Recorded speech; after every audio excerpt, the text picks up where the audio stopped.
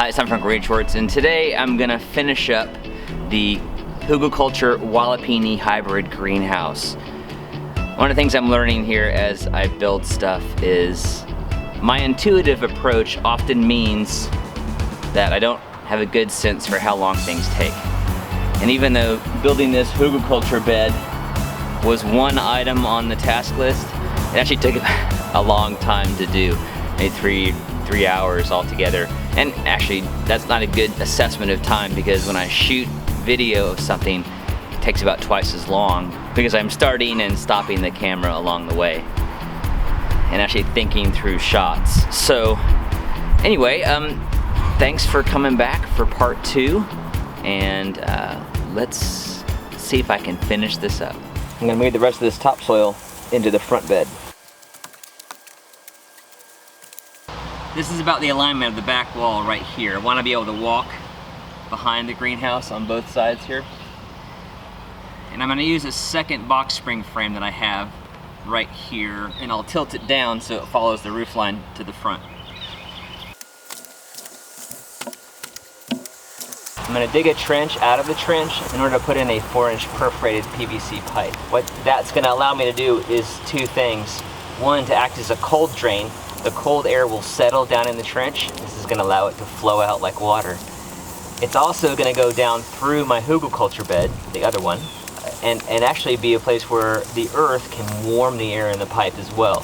So hopefully we'll get a thermal layer in there with cold air flowing out and warm air rising up into the greenhouse. I want to make sure my trench is sloped downhill, so I use gravity as an aid in getting the warm air up top and the cold air down. Initially I was thinking I'd make it a physical drain, a water drain for the trench as well, but it'd just be too deep. So I'm scrapping that idea and just sticking with heat and cold. That'll work.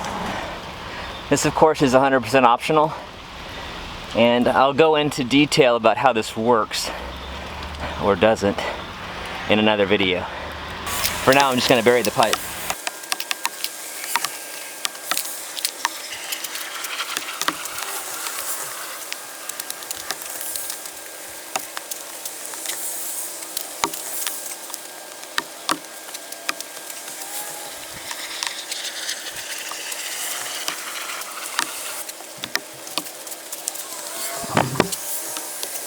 Now I'm going to dig a second trench about right here, and not quite as deep. And that trench is going to be for a chimney, a horizontal chimney, that will start in a furnace back over here, run underneath this bed, and then up to a vertical chimney on this side. That will allow me to use fire to heat up a block of earth right here that can also be a source of heat for the greenhouse in super cold weather. Initially I was thinking I'd make it a furnace to fire pottery as well, fire clay, but I think the design of those two ideas is too different. So this is just going to be a heat source. And so I'm going to dig a narrow trench and then cover it with a piece of concrete siding.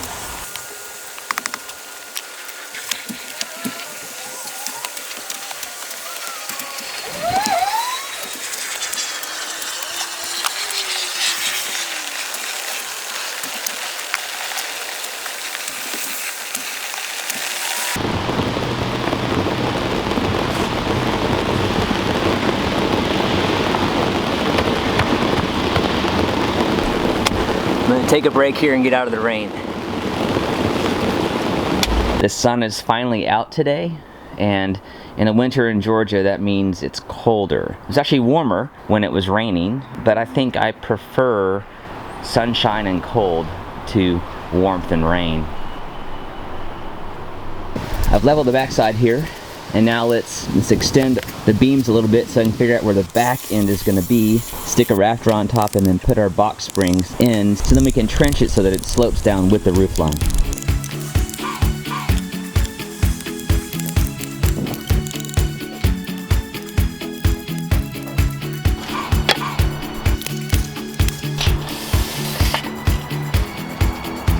I've already got it nailed here, so I'm just going to go with this dimension here, 11 feet 2 inches. It's arbitrary, but it really doesn't matter. They give me plenty of space to move behind the greenhouse here, so let's go with that.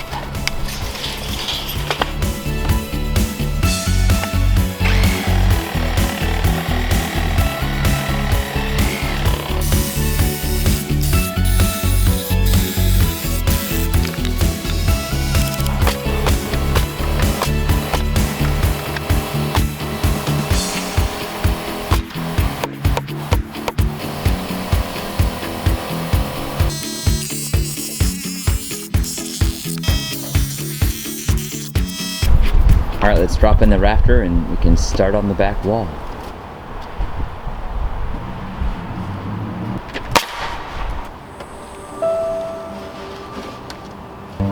How about a different perspective?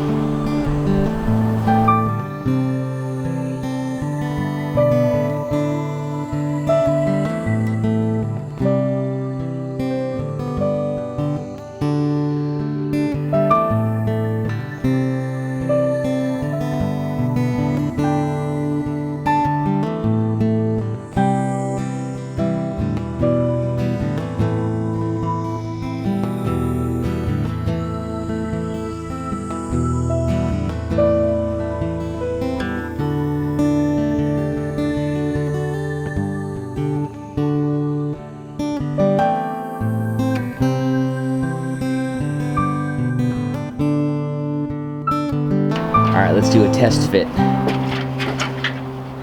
I love it when it fits the first time. Okay, I'm lying. It's the fourth time. Initially I was thinking I'd have the box springs underneath the beam in the back. However, I think what I'm going to have it do is come all the way up to the rafter in front of the beam, so we get that insulated wall all the way to the roof line.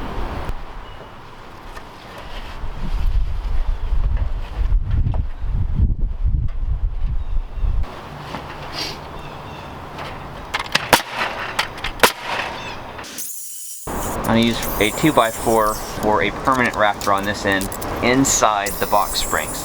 Then I'll nail some 2x6s to the outside so I can piece them in instead of using a long 2x6.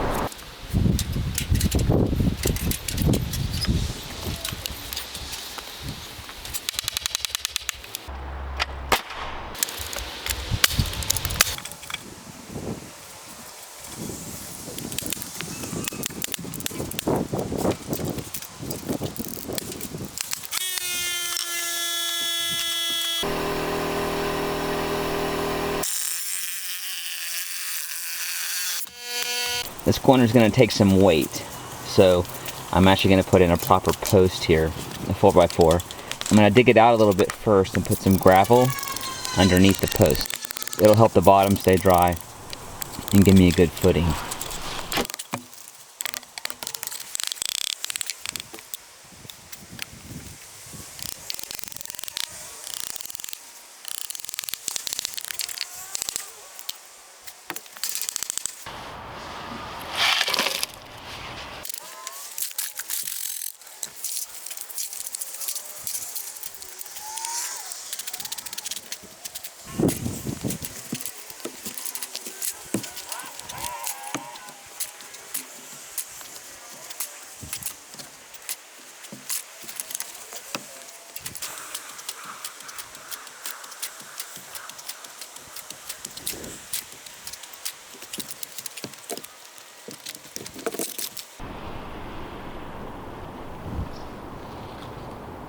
I'm going to put a post in this corner too.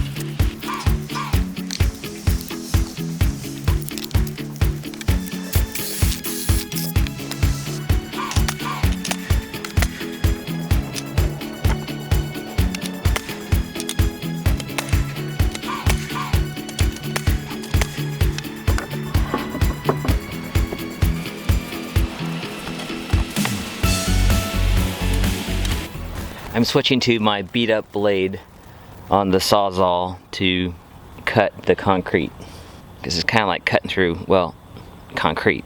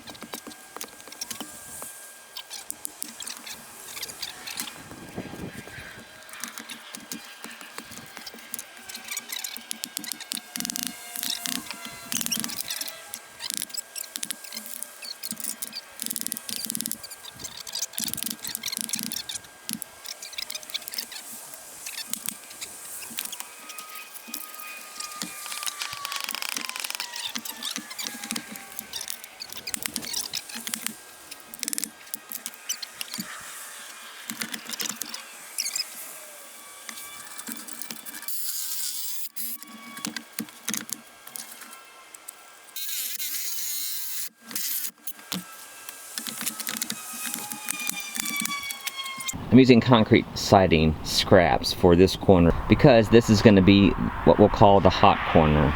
The furnace is going to be at the edge of this wall here. I'm going to build up a big mass of clay in here to absorb the heat from the furnace primarily, and then radiate that out into the greenhouse. So of course the chimney goes underneath this whole side, so that'll carry some of the heat back to the back of the greenhouse as well. But I really want this area here to be able to absorb as much of the heat as possible. That wasn't at the right.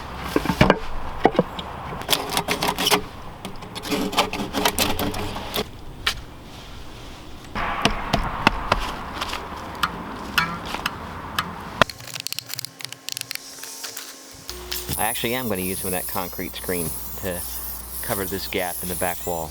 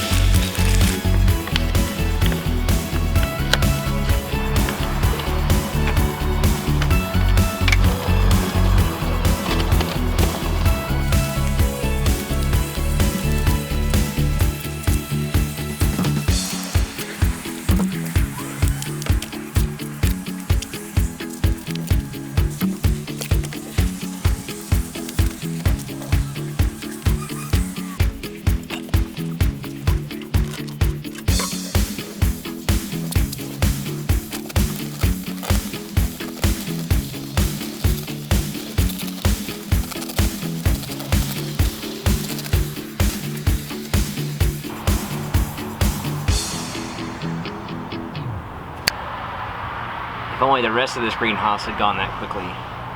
But it will pay dividends.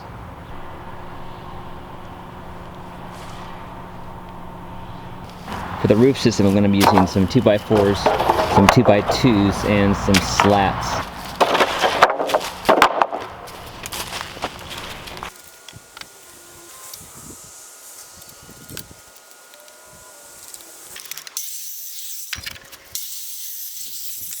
I'm going to build the roof in 4 panels so I can take it off during the summer easily.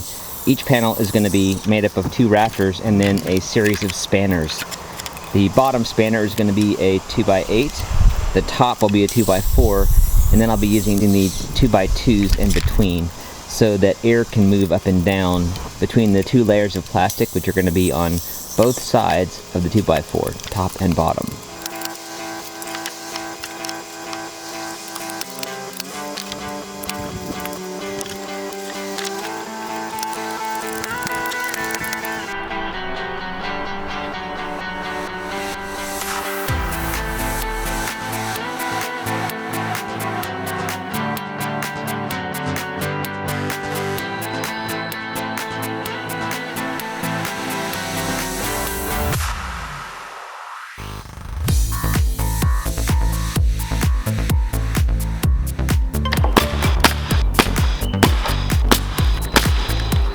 let's add the plastic.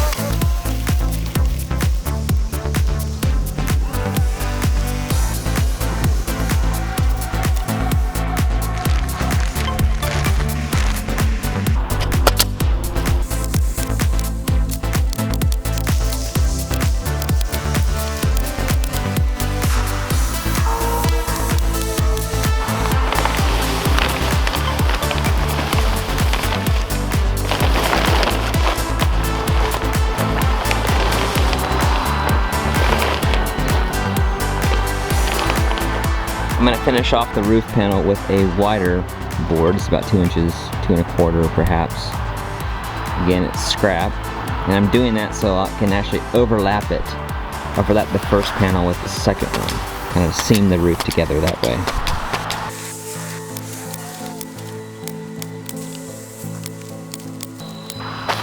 I'm using my foot to tension the plastic. And finish off the back. So here's the panel setup. We're going to leave this side exposed because the overhang from the next panel is going to cover up that edge. Now I'll just trim off the excess.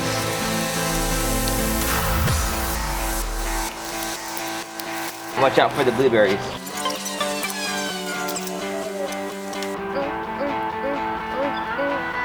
The victory dance. The steps are definitely a lot more rugged. Yeah, so that few more inches of depth is all it took.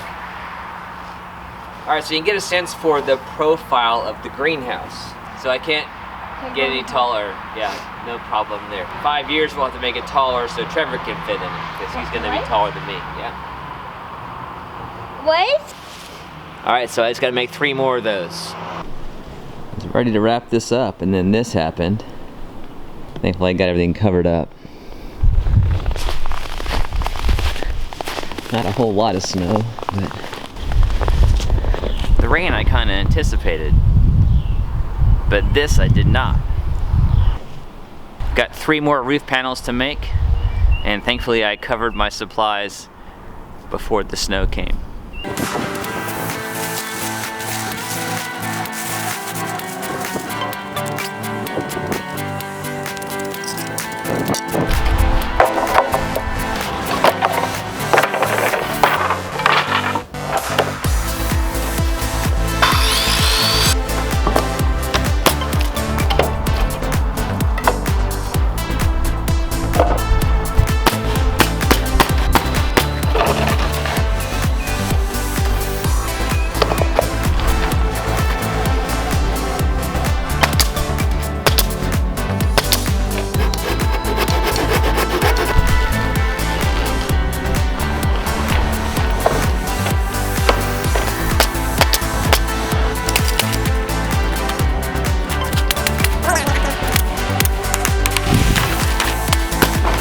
The last panel on the roof, that will be the end that is seen. I'm going to do overhang slats on both sides.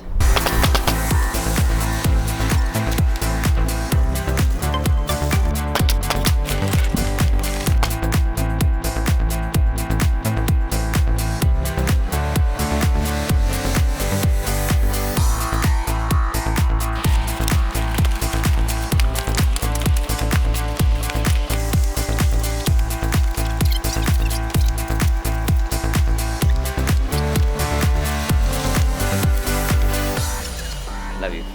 You too. Thanks for your help. I'm going to attach the roof sections with these mending plates and some screws.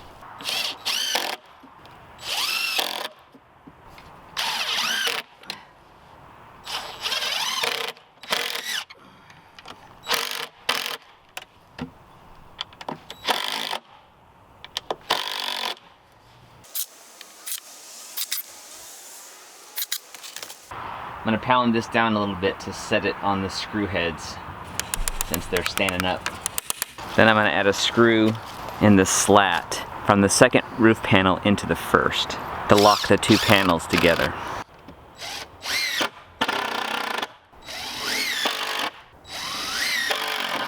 Woohoo!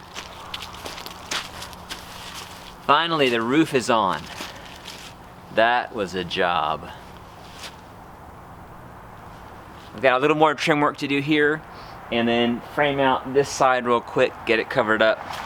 And there'll be a couple windows on this side of the greenhouse as well. Cover that straw bale, and then put in a door. So let's see if I can do that with the sunlight I've got left.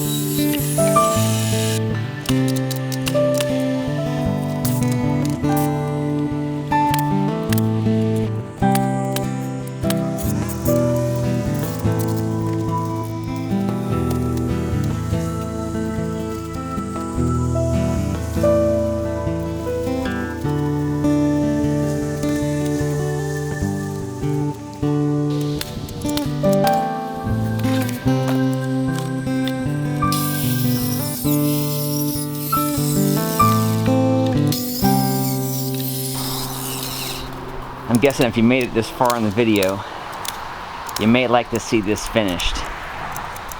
Me too.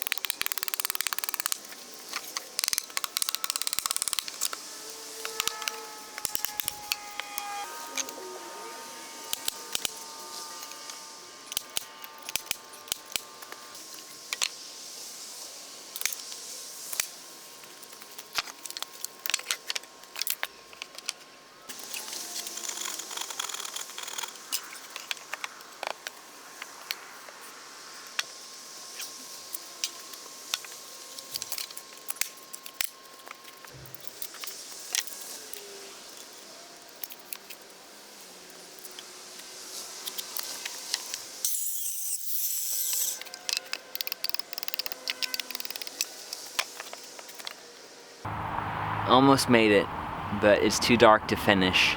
Yep, ran out of daylight.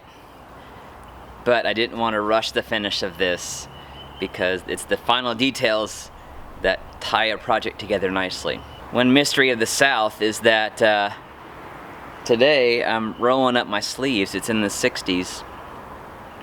And just 2 days ago we were in the high 20s. Go figure.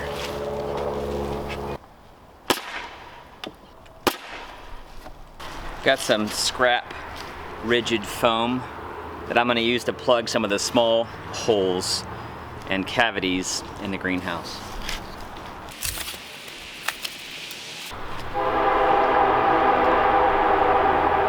I'm going to make the door transparent as well, so I can get some nice western sunlight as the sun's setting down deep into the trench here.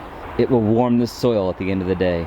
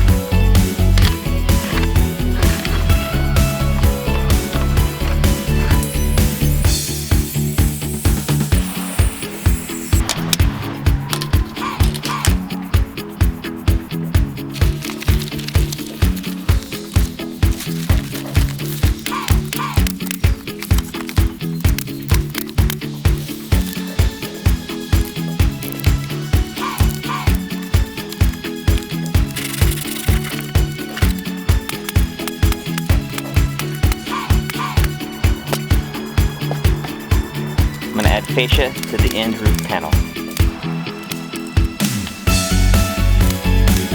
I'm going to put in a simple gutter using some metal roofing scraps. I'll secure those with roofing screws. This will also help hold the sections of roof together.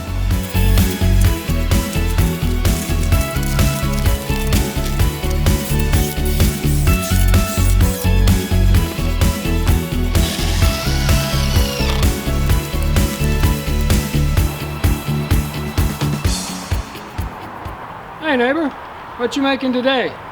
Well, actually, Gary, it's a hybrid walipini Hugelkultur greenhouse. Walipini. That sounds like something you'd order at an Italian restaurant. German Italian, actually. Well, see you later, neighbor.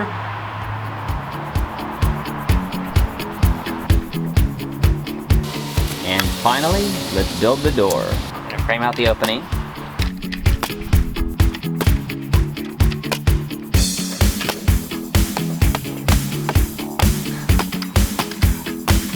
Need more air.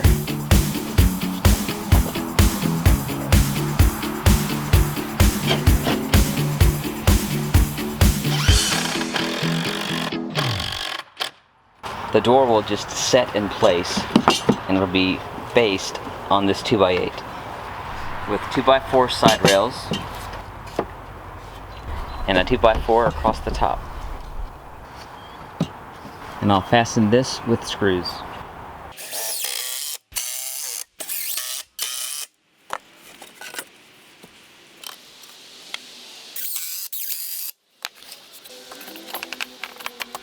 Now I'm going to cover it with plastic. Believe it or not, the piece of plastic I've got left isn't wide enough to cover the door. So I'm going to put another 2x4 down the middle, but this will help because it'll give me a place to put a handle.